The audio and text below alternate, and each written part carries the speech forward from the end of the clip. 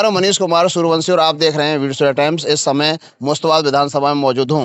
मंत्री अमित शाह जी ने कल एक बयान दिया था संसद में। उन्होंने कहा अम्बेडकर को फैशन बना लिया है। अगर अम्बेडकर के सिवाय अगर भगवान का नाम लेते तो स्वर्ग मिल जाता। इसी चर्चा को लेके कुछ लोगों से बात करते हैं, क्या है लोगों के विचार, आइए जानते हैं।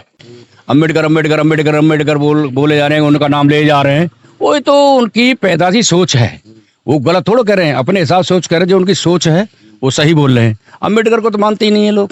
अम्बेडकर ये तो मजबूर है, इनकी संविधान को सिर से लगाना, माथे से लगाना, लंबा लेट जाना इनकी सोच है। ये तो जनसंघीय जो बाबा साहब को पहले ही एजेंट बताया करते थे आरएसएस वाले, कुछ नहीं है। और राम राम कहते तो राम राम कह रहे थे। तो इनको ही पूछा जाए, इससे पहले हमारे पूर्व पुरखा जो थे गरीब किसी वर्ग के थे, तो जो है खूब मेहनत करा करते थे, राम ही राम करते थे, मंदिरों में पड़े रहते थे, कुछ आज का उनको कुछ मिला, उनको कभी मिला? ये तो उनका असली राम जो संविधान के रूप में आया, बाबा साहब के रूप में आया, तब उन्हें पता लगा असली राम तो ये है। तो इनको तो चिढ़ होगी इस चीज़ की कि इनको जिनको जो राम मानते हैं उन्होंने एजुकेशन, नौकरी, आईपीएस, आईजी और वोट का अधिकार, सारा कुछ उन्हें जिंदगी में जो चाहिए इंसान को वो उन्होंने दिया। तो इसलिए वो भगवान हमारे तो वो हैं, बाबा साहब हैं। तो अब उस राम को क्या है, उस राम को तो ये मानते रहते हैं। इसका धंधा बिजनेस है इनका। धर्म एक धंधा होता है और धर्म के पीछे राम राम राम राम इसी करते हैं, क्योंकि साइड बिजनेस है इनकी सारा। और क्या है इसमें? कुछ नहीं, इनकी सोच है। आरएसएस वाले पहले एजेंट का काम करते थे सारा कुछ, भाई अंग्रेजों के गुलाम रहते थे। खूब पता है, किताबों पढ़ा है, लोग बोलते हैं, पार्टियां बोलती है, राष्ट्रीय पार्टी आम जनता है, हम तो सुनते रहते हैं कि कभी मतलब जो आरएसएस ने जो है देश के हित में काम ही नहीं किया, गुलामी की, अंग्रेजों के पैर छुए, जूते स्वाप करे। तो ये सब बोलते एक दूसरे हैं। कांग्रेस हुए चाहे बीजेपी हुई, सब एक ही है। अब वो उसके सत्ता के पक्ष के लिए बाबा साहब को कुछ भी मानने के लिए तैयार है। बाकी इनके पास निकल जाए तो कुछ नहीं, फिर क्या है? देखो बाबा साहब के दिए अधिकार कहाँ दे रहे हैं, ये सही कर कहाँ दे रहे हैं? बाबा साहब ने शिक्षित रहो, संगठित रहो, संघर्ष करो, तीन मूल मंत्र दिए, तीनों को खत्म करना चाह रहे हैं।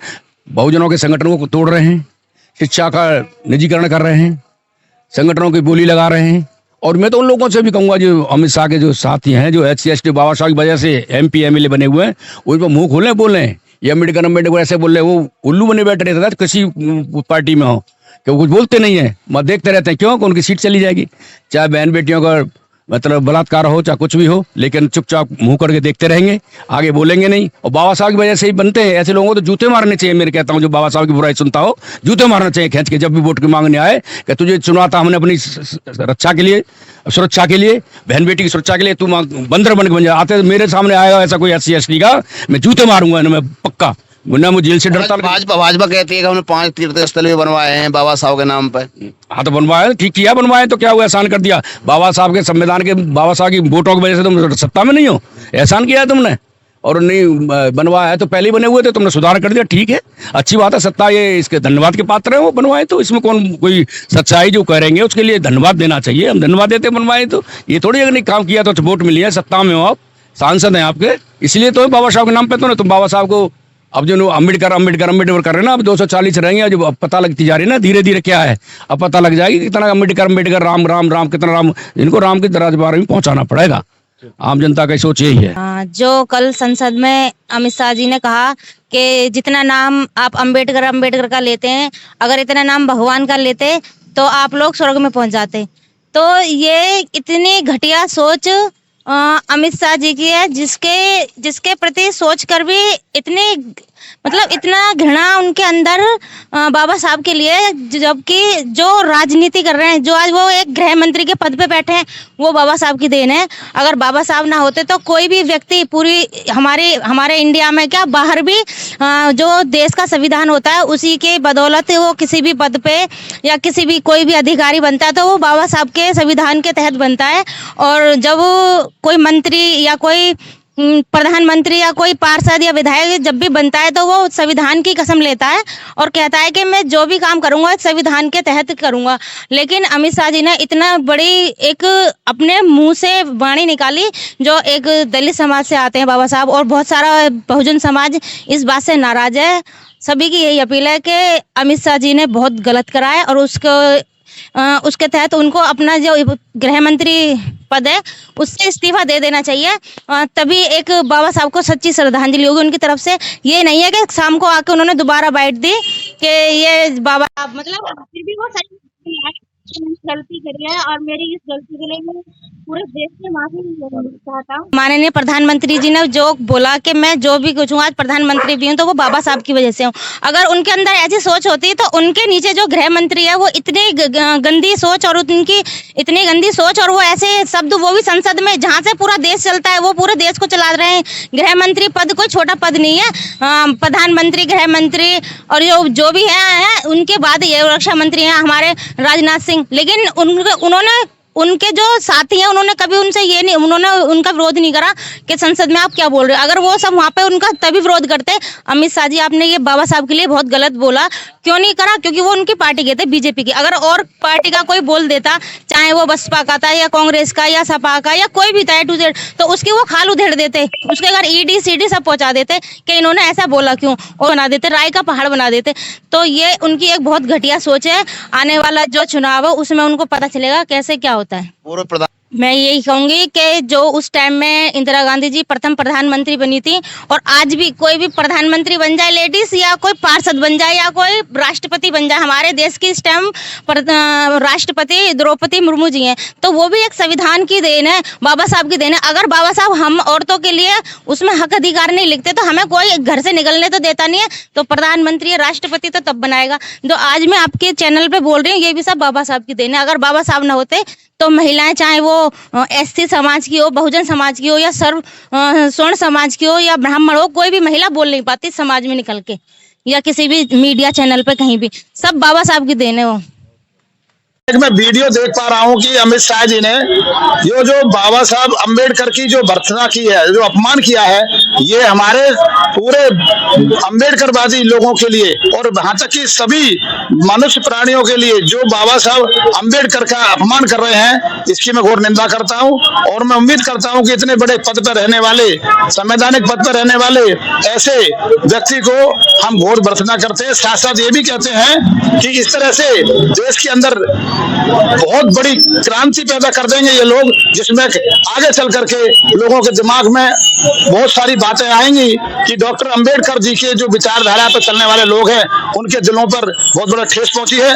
और मैं अमित शाह जी की बहुत बड़ी निंदा करता हूं कि ऐसे संवैधानिक पद पर रह करके यदि आप डॉक्टर अंबेडकर के विचारों को कुचल रहे हैं तो समझ जाइए कि बाबा साहब के अंबेडकर के विचारों से आपने जो ये संवैधानिक पद प्राप्त किया है, जो सारी सुविधा सरकारी मिलती है, आप कहीं ना कहीं गलती पर हैं। आप अपनी गलती को सुधारें और समाज से माफी मांगे कि इस तरह के विचार हम जीवन में बाबा साहब अम्बेडकर के लिए कभी नहीं बोलेंगे। गृह मंत्री जी हो, चाहे प्रधानमंत्री जी हो, चाहे कोई भी हो, किसी को भी ऐसे शब्द बोलने की जरूरत नहीं है और ना ही बोलना चाहिए। अगर उन्होंने कोई ऐसा शब्द बोला है जिससे समाज को ठेस पहुंची है तो वो माफी मांगने लायक।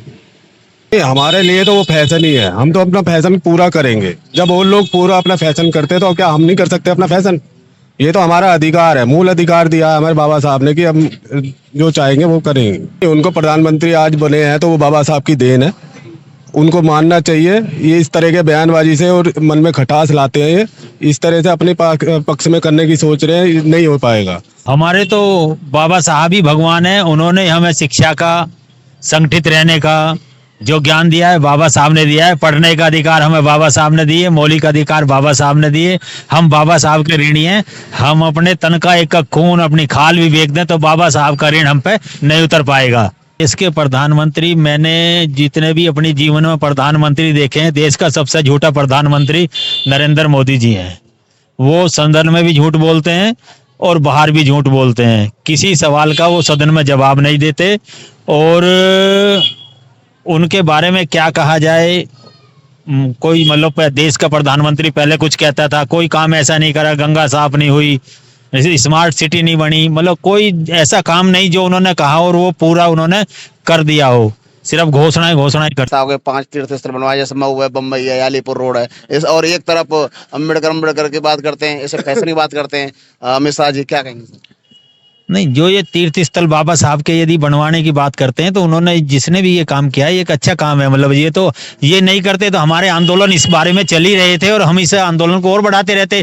ये नहीं करते तो कुछ और आने वाली सरकार करती। करना तो देश की, इनके सरकारों को पड़ता ही। इन्होंने मतलब बाबा साहब की छुट्टी नहीं करी। वीपी सिंह ने भारत संविधान, वीपी सिंह ने भारत रत्न वीपी सिंह जी ने दिया, तो ये तो इन्हें देने ही पड़ते हैं। आज नहीं तो कल किस सरकार ने यदि किया है तो वो उसमें शादी करें वो गलत, बहुत गलत बोल रहे हैं कि अगर बाबा साहब ना होते, BR अम्बेडकर साहब ना होते तो हम आज इस स्थिति में नहीं होते। हमें राम भगवान किसने हमें कहाँ पर क्या क्या किया? हमारे बुजुर्ग सारे सब बेचारे दबे कुचले रहे हैं, कुछ नहीं था। आज बाबा साहब ने जो हमें सब कुछ दिया, जब भी हम आज पहुँचे हैं बाबा साहब की बदौलत पूरे देश में, इसमें चाहे महिलाएं हो, चाहे जनरल हो, चाहे आदमी हो, चाहे कोई भी हो, किसी भी प्रकार का, सबने बाबा साहब की ही बदौलत ये पहुंचे। देश का प्रधानमंत्री बना वो बाबा साहब भीमराव अम्बेडकर की बदौलत ही बना। देखिए ऐसा, ये तो अपनी बात को कहेंगे, इन्होंने क्या काम किया? कोई काम नहीं किया। देश के अंदर अगर बाबा साहब ना होते ना तो आज देश बहुत पीछे होता। बाबा साहब ने देश के लिए हित में भी काम किया, समाज के हित के लिए किया, और बहुजन समाज में जो जन्मे हैं सभी लोग, दलित वर्ग, SC वर्ग, कोई भी हो, सबके हित के लिए काम किया। उनकी बदौलत आज यहाँ पहुंचे हैं। चाहे आप कितने 5 वो तीर्थ स्थल का लोग कुछ भी कह लो, लेकिन जो एक बाबा साहब का तीर्थ स्थल है वही स्थल है। उन्हीं की बदौलत आज हम यहाँ पहुंचे हैं। कोई तीर्थ स्थल हमारा भला नहीं कर सकता। देखिए ऐसा है ना, वो RSS के आदमी है, BJP के आदमी है, वो तो अपनी बात को पार्टी को बनाने के लिए, पार्टी को आगे बढ़ाने के लिए वो बात कहेंगे। और हमारे समाज के लोग, हमारे जो दलित समाज है, बैकवर्ड समाज है, बहुत बिखरा हुआ है, इसमें बहक रहा है। अरे हम तो कह रहे हैं अगर बाबा साहब की बात मानते, सबसे पहले बाबा साहब ने कहा था कि आप शिक्षा का ग्रहण करें। अगर शिक्षा का ग्रहण करेंगे तो आप सब कुछ, आपके द्वार खुले हुए हैं, तो सारे ये सब खत्म हो जाएंगे। सारे हमेशा कुछ भी कहते रहे, अगर हम शिक्षा में, शिक्षा बहुत पीछे हो रहे हैं। अगर शिक्षा हमारे पास है तो हम बहुत कुछ हैं। शिक्षा के बाद संघर्ष करो, संघर्ष से जब शिक्षा होगी तो संघर्ष करेंगे, और संघर्ष नहीं करो संगठित भी नहीं होंगे। तो ये 3 चीजें बाबा साहब के योगदान को लेके चले तो बहुत कुछ है। बाबा साहब का ही योगदान है जो उनकी बदौलत यहाँ तक हम पहुंचे हैं। क्या कहेंगे इस पर? सर मेरा विचार ये है कि गृह मंत्री अमित शाह जी बाबा साहब का नाम जो एक मिटाना चाह रहे हैं, और दलितों का, जब बाबा साहब का नाम मिटा देंगे तो फिर दलितों को कौन गिनेगा? फिर दलितों को भी मिटा देंगे वो तो। उधर माननीय नरेंद्र मोदी जी जो हमारे भारत के प्रधानमंत्री जी हैं, वो कह रहे हैं कि मैं एक संविधान की वजह से प्रधानमंत्री हूं, ना कि पार्टी की वजह से। उधर हमारी श्रीमती इंदिरा गांधी जी भारत की प्रधानमंत्री हुई, उन्होंने भी ये कहा था कि मैं एक प्रधानमंत्री हूं तो एक संविधान की वजह से प्रधानमंत्री हूं। तो संविधान तो बाबा साहब ने बनाया था, तो हम तो बाबा साहब को नहीं भूल सकते। हमारे गृह मंत्री साहब जो अगर वो कहें तो उनकी अपनी इच्छा है, लेकिन ऐसा कुछ नहीं है कि जी अगर इतना नाम अंबेडकर जी का लिया जाए तो उससे ज्यादा भगवान का लिया जाए तो आदमी स्वर्ग को पहुंच जाएगा। हम तो ये चाहते हैं कि स्वर्ग को पहुंचाने वाले भी अंबेडकर जी हैं, जिनकी वजह से हम आज सुखी हैं। हम प्रधानमंत्री जी की वजह से या गृह मंत्री जी की वजह से सुखी थोड़ी नहीं है, हम तो संविधान की वजह से सुखी हैं। हमें भारत में जीने का रास्ता बताया संविधान ने बनाया। हम आज आजाद हैं तो संविधान की वजह से आजाद हैं, तो हमें तो संविधान की कदर करनी है और बाबा साहब अम्बेडकर की जय जयकार करनी है साहब। हमारा तो यही उद्देश्य है। कल गृह मंत्री जी ने कहा है कि बाबा साहब डॉक्टर भीमराव अम्बेडकर जी के बारे में उन्होंने बोला है कि अगर अम्बेडकर को फैशन बना रखा है, अगर आप भगवान का नाम लेते तो आपकी पीढ़ी स्वर्ग में पहुंच जाती। अब आप ये देखिए कि उन्होंने ऐसा बोला, जिन्होंने संविधान लिखा, जिसकी वजह से भारत देश के अंदर लोकतंत्र स्थापित हुआ, और उनके बारे में संसद के अंदर ऐसा बोल रहे हैं, और संसद में वो संविधान की वजह से ही पहुंचे हैं। उनके प्रधानमंत्री जी भी, या हमारे प्रधानमंत्री जी, उन्होंने कहा है कि मैं अगर संविधान ना होता, अगर बाबा साहब ना होते तो मैं संसद में ना होता।